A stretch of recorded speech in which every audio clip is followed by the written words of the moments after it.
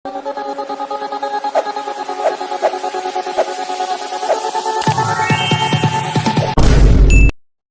Hello viewers, நம்ம இன்னைக்கு இந்த வீடியோவில் எந்த விஷயத்தை பற்றி பேச போகிறோம், யாரை பற்றி பேச போகிறோம் அப்படின்னு சொல்லி கேட்டோம் அப்படின்னா, நாளைக்கு வந்துட்டு கிட்டத்தட்ட 5 லட்சம் பேர் கலந்துக்கக்கூடிய வகைகளில் தடமுடலாக ஏற்பாடு பண்ணிக்கிட்டு இருக்கக்கூடிய முருக பக்தர்கள் மாநாடு அப்படின்றது இருக்கு இல்லையா, அது தமிழ்நாடு அரசியல் களத்தில் வந்துட்டு பார்த்தோம் அப்படின்னா பல்வேறு அதிருப்திகள் அப்படின்றத ஏற்படுத்தியிருக்கு அப்படின்னே சொல்லலாம். அட் த சேம் டைமில் வந்துட்டு பார்த்தோம் அப்படின்னா மற்ற மதங்களை ஃபாலோ பண்ணுறதுக்கு வந்துட்டு எல்லாத்துக்குமே உரிமை இருக்குது. பட் ஹிந்து மதம் அப்படின்னு சொல்லி வரும்போது அதுக்கான ஒரு முன்னெடுப்பு அப்படின்னு சொல்லி வரும்போது பார்த்தோம் அப்படின்னா அதுக்கு மட்டும் வந்துட்டு மதச்சாயம் அப்படின்றத பூசுறீங்க, அது எந்த விதத்துல நியாயம் அப்படின்னு சொல்லிட்டு பாஜகவா இருந்தாலும் சரி, ஆர்எஸ்எஸ்ஸா இருந்தாலும் சரி ஒரு கேள்வி அப்படின்றத எடுத்து முன்னாடி வைக்கிறாங்க அப்படின்னே சொல்லலாம்.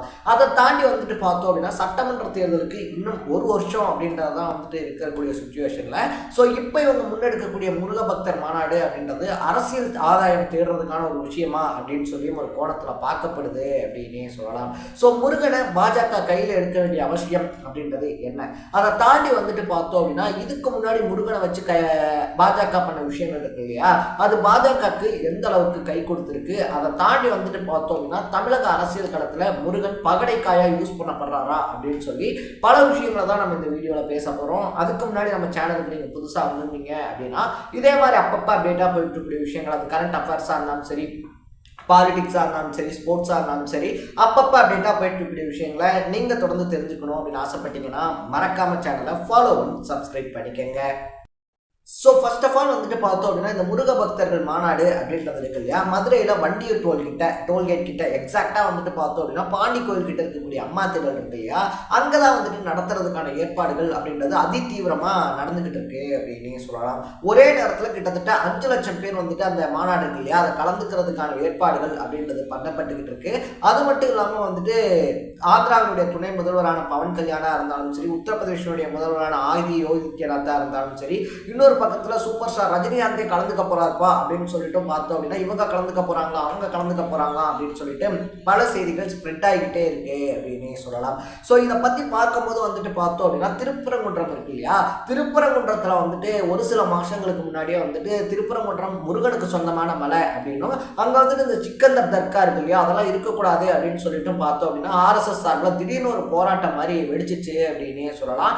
அதுக்கப்புறமா பலகட்ட நடவடிக்கைகள், பலகட்ட பேச்சுவார்த்தைகள் இதெல்லாம் எடுத்து இல்லை இது பல வருஷங்களா வந்துட்டு முருகன் கோயிலும் சிக்கந்தர் தர்காவும் ஒரே இடத்துல தான் இருக்கு, ஸோ இதை எதுவுமே பண்ண முடியாது அப்படின்னு சொல்லிட்டு அரசு சார்பில் பார்த்தோம் அப்படின்னா விளக்கம் அப்படின்றது தரப்பட்டிருந்துச்சு அப்படின்னே சொல்லலாம். ஸோ இப்போ வந்துட்டு பார்த்தோம் அப்படின்னா முருகனுடைய முதல் படை வீடு, அறுபடை வீட்டிலேயே முதல் படை வீடான திருப்பரங்குன்றத்தை வந்துட்டு கார்னர் பண்ணி அதுக்கேற்ற மாதிரியே பார்த்தோம் அப்படின்னா செட்டுல இருந்து எல்லாமே, அதாவது செட் ஒர்க் சொல்லுவாங்க இல்லையா, மாநாடு நடக்கக்கூடிய பேக்ரவுண்ட் செட்டு, அதுல இருந்து எல்லாமே பார்த்தோம் அப்படின்னா திருப்பரங்குன்றத்தை பேஸ் பண்ணி போடப்பட்டிருக்கு அப்படின்னு தான் சொல்லணும். அது மட்டும் இல்லாம பார்த்தோம் அப்படின்னா அறுபடை வீடுகளுடைய செட் இருக்கு இல்லையா அந்த மாதிரி போட்டு வந்துட்டு பார்த்தோம் அப்படின்னா அப்படியே எதேச்சியா மீன்ஸ் வந்துட்டு எப்படி சொல்றோம்னா தத்ரூபமா வந்துட்டு அறுபடை வீடுகள் இருக்கு இல்லையா, அறுபடை வீடுகளுடைய செட் அப்படின்றதும் அமைக்கப்பட்டிருக்கு அப்படின்னே சொல்லலாம்.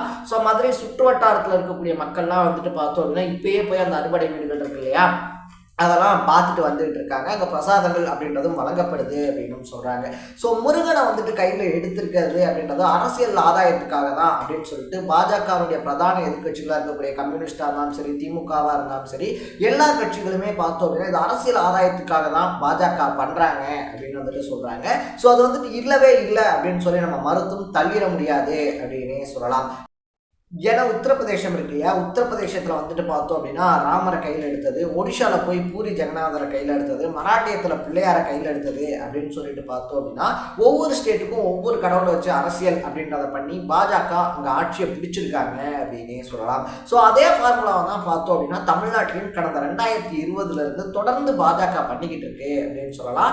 அதுக்கு 5 வருஷத்துக்கு முன்னாடியே 2015 வந்துட்டு பார்த்தோம் அப்படின்னா வீரத்தமிழர் முன்னணி அப்படின்னு சொல்லிட்டு நாம் தமிழர் கட்சி இருக்கு இல்லையா, முருகனுக்காக அப்படின்னு சொல்லிட்டே பார்த்தோம் அப்படின்னா பழனியில ஒரு அமைப்பை தொடங்கி 2016 வீரத்தமிழர் முன்னணி சார்பாக வந்துட்டு ஒரு பேரணி அப்படின்றது போய் கோயில்களில் வந்துட்டு பார்த்தோம் அப்படின்னா தமிழ்ல தான் வந்துட்டு மந்திரங்கள் சொல்லணும் அப்படின்னு சொல்லி ஒரு ஆர்ப்பாட்டம் பண்றது அப்படின்னு சொல்லிட்டு முருகனை முன்னிலைப்படுத்தி 2015 எக்ஸாக்டா ஒரு 10 வருஷமாவே பார்த்தோம் அப்படின்னா நாம் தமிழர் கட்சி விழா எடுக்கிறது இருக்கு இல்லையா, ஸோ தைப்பூச நாள்களில் வந்துட்டு விழா எடுக்கிறது, அது மட்டும் இல்லாமல் வேல் வழிபாடுன்னு சொல்லி பண்றது அப்படின்றத 2016 முருகனை முன்னிறுத்தி பண்ணிட்டு இருக்காங்க அப்படின்னே சொல்லலாம். நாம் தமிழர் பொறுத்த வரைக்கும் அவங்க சொல்ற விஷயம் என்னவா இருக்கு அப்படின்னா, நாங்க இது அரசியல் நோக்கத்துக்காக பண்ணல, முருகன் வந்துட்டு எங்களுடைய முப்பாட்டன், எங்க முன்னோர்கள்ல ஒருத்தர், அவருக்கு தரக்கூடிய ஒரு மரியாதையாக தான் நாங்க பண்றோம் அப்படின்னு சொல்லிக்கிட்டு இருக்காங்க. ஸோ பாஜக முருகனை கையில எடுத்தது அப்படின்றது எக்ஸாக்டா 2015 இருந்து ஒரு 5 வருஷம் தள்ளி 2020 தான் அப்படின்னே சொல்லலாம். கருப்பர் கூட்டம் அப்படின்னு சொல்லிட்டு பார்த்தோம் அப்படின்னா ஒரு யூடியூப் சேனல் முருகனை வந்துட்டு அவமானப்படுத்திட்டாங்க, முருகனை வந்துட்டு அசிங்கப்படுத்திட்டாங்க, இதனால எங்க மனம் புண்பட்டுருச்சு அப்படின்னு சொல்லிட்டு அந்த யூடியூப் சேனலையே முடக்கணும், அந்த யூடியூப் சேனலுடைய உரிமையாளர்களை கைது பண்ணணும் அப்படின்னு சொல்லிட்டு ஒரு போராட்டத்தில் அன்னைக்கு பாஜக குதிக்கிறாங்க.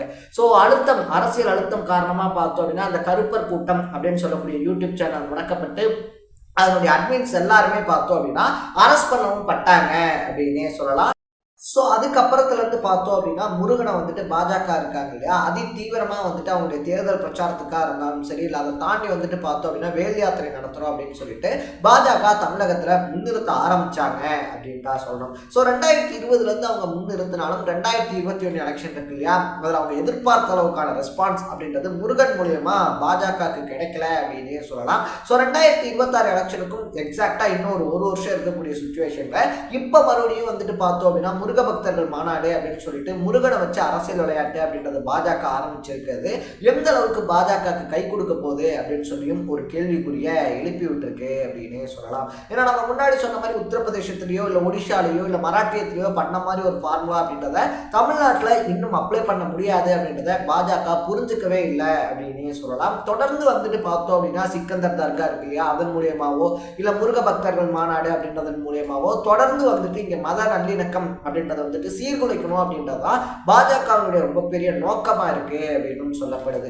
இதை தாண்டி இந்த முருகபக்தர் மாநாடு அப்படின்றத எந்த அளவுக்கு எடுத்துட்டு போறாங்க, முருகபக்தர் மாநாடுகளை என்னென்ன விஷயங்கள் பேசப்பட போகுது அப்படின்றதான் அந்த மாநாட்டுக்கான நோக்கம் என்ன அப்படின்றத நிர்ணயிக்கும் அப்படின்னே சொல்லலாம். ஸோ நீங்க இந்த விஷயத்தை பத்தி என்ன நினைக்கிறீங்க? இந்த முருகபக்தர் மாநாடு அப்படின்றது இருக்கு இல்லையா, பாஜக உண்மையாவே ஆன்மீகத்துக்காக செய்தா இல்லை அரசியலுக்காக செய்த அப்படின்னு சொல்லி நீங்க நினைக்கிறீங்களா? உங்களுடைய மனசுல இருந்து என்ன தோணுது அப்படின்றத கமெண்ட்ல போட்டு இதே மாதிரி அப்பப்போ அப்டேட்டாக போயிட்டு இருக்கிற விஷயங்கள் இருக்கு இல்லையா, அது கரண்ட் அஃபேர்ஸாக இருந்தாலும் சரி, பாலிடிக்ஸாக இருந்தாலும் சரி, ஸ்போர்ட்ஸாக இருந்தாலும் சரி, இதே மாதிரி அப்பப்போ அப்டேட்டாக போயிட்டு இருக்கிற விஷயங்களை நீங்கள் தொடர்ந்து தெரிஞ்சுக்கணும் அப்படின்னு ஆசைப்பட்டீங்கன்னா மறக்காம சேனலை ஃபாலோ பண்ணி சப்ஸ்கிரைப் பண்ணிக்கோங்க. நாளைக்கு இதே மாதிரி இன்னொரு இன்ட்ரெஸ்டிங்கான வீடியோவோட சந்திக்கலாம். Bye by.